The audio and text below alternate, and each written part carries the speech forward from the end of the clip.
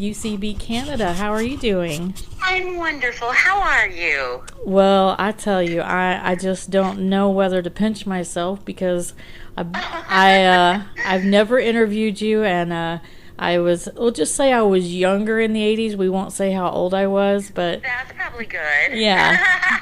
But there was not a lot of Christian music out there, so you were definitely on the boombox a lot. So, Oh, so it's a very unique day for me. So, and a week after my birthday, so this is a great birthday present for me. well, how wonderful. I'm just so, I tell you, it's bittersweet because I see you putting the farewell tour on your poster, and I Yeah. just don't want to see that. It really is just more like a last opportunity to be able to tell people like yourself, newspapers and radio stations, thank you for all that they have done. The people who've come to the concerts, all that everyone has done to, just to be able to listen to my music and all of that. It's just an honor to be able to say a very big thank you.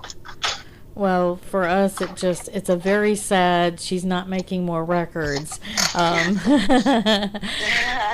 and also too, it's funny because I had just started introducing my kids to you because they're in college now, and they're just now like they're now cool enough to listen to my Yeah. stuff.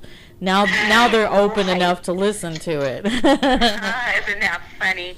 You know, I have a grandson, and I could not find the friendship company for him, and I wanted him to have, the kids record that I had done. Yeah. So I went on Amazon and bought my own record. That's cool though. I know what you mean about, new generation. Yeah, it's funny because of course, when I asked him, did he know who you were? For somebody whose mom does interviews, he's like, probably you've told me before, and I said, I don't think so, and I played How Great Thou Art to him because that's my favorite song. Well, that and De La Rosa, like that song is so emotional, but How Great Thou Art, I just those songs that build and let you just belt them notes out, and my song looked at me and he said, I thought you were gonna play me a Christian artist, and and he's like, he understood it was How Great Thou Art, and he said, but that's like opera, and I said, that's not opera, that's just good singing, son, you just haven't heard it in a while. Oh, that's funny. My mom, Linda Burkhead, she introduced me to you when I was in my early teens, I believe, and she played your music so much, and I fell in love with your voice, and you were always smiling. You was always, every time I got to see you on TV or anything like that, it was just like this. Every time I saw you sing, I just was so excited. I did see one concert of yours when I was younger, and it's been one of those things where, there for a while you weren't doing concerts, and then now, thankfully, you are coming back here November 4th, so you're going to be in Michigan, so I'll be able to see you in November, so I'm just so thrilled. I'm sad that it's goodbye. I can't even imagine. So what was your first year as official, record or recording artist? How long has it been? Well, I went to college in 1974, and in probably 1978, I began traveling with Bill and Gloria Gaither. They were alums. Sorry, I'm getting ice for my beverage here. I just love that I'm talking to Sandy Patty while she's getting her ice. That's pretty cool. I loved my time so much with them. I bet. And so that was probably the late 70s. And then early 80s, I started doing a few more things on my own. And For a wannabe school teacher, this was a different path for me, but I'm very grateful. Do you have a favorite song that you perform live that is emotional, or that is just something you get a great reaction from? The song that I really love, it never ever gets old for me, and that is "His Eyes on the Sparrow." Oh my gosh, that was sung at my wedding. You just gave me chills. Oh, was it really? I love that song. There's something so profound about someone who made a sparrow, and it being one of the tiniest creatures that you just think people don't think anything of. And if he's watching that, he's watching. Right. How much more is he watching me? Exactly. Exactly. It's a message that is always going to apply in huge. It's funny. I was interviewing for King and Country this morning, and they're doing the song "Priceless," and it all came out of having to tell girls that how priceless they are until guys start teaching women how priceless they are. Yeah. And sadly, they're having to come up with all these girl power songs because so many of us have forgotten to see ourselves through God's eyes, to see us so much more worthy than the sparrow. That's such a profound song. Yeah. So how is life going to change now? Are you going to sing lullabies to grandkids? Is that? I definitely will not be traveling like I have been. It's brutal. And doing concerts, but I'll still be involved in music in one way or the other, whether that's teaching or mentoring or working with the church or whatever that may be. I'll still be involved in music, but spend a lot of time taking care of our 3 grandkids. That's a wonderful way to, you could do what, Cher and Elton John and all of them have done is you could say it's a farewell tour, but you can say farewell several more times, and I think it's still okay. That's funny. It can be farewell number 1, and we'll just farewell part 2. Yeah, exactly. Say farewell. I mean it now. I really mean it now. Yeah, it's really the truth now.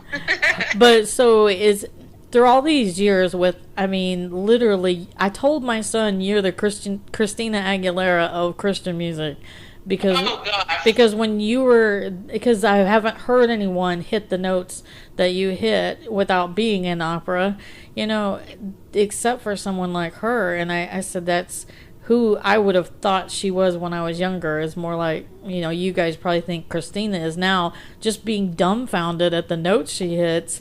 Yeah. Has that ever been just very, very bad on you health-wise? Have you ever had serious problems with your throat or anything? It's really funny, and I didn't really understand this till much, much later. But in college, my voice teacher really stressed good vocal health and using good vocal technique. So I've really simply tried to just do that. And it is actually easier on a vocal cord to sing, we call it more legit. Not the other is illegitimate, but that's just the word that they use. Then to try to sing so hard and so heavy all the time. Yeah. So it's actually been, I think I've done myself a big favor in just practicing a lot of good vocal technique that my teacher had me do in college. John Cooper of Skillet, I asked him that one time because, everything he sings, it sounds like he's gargling rocks. Right. It just sounds so painful.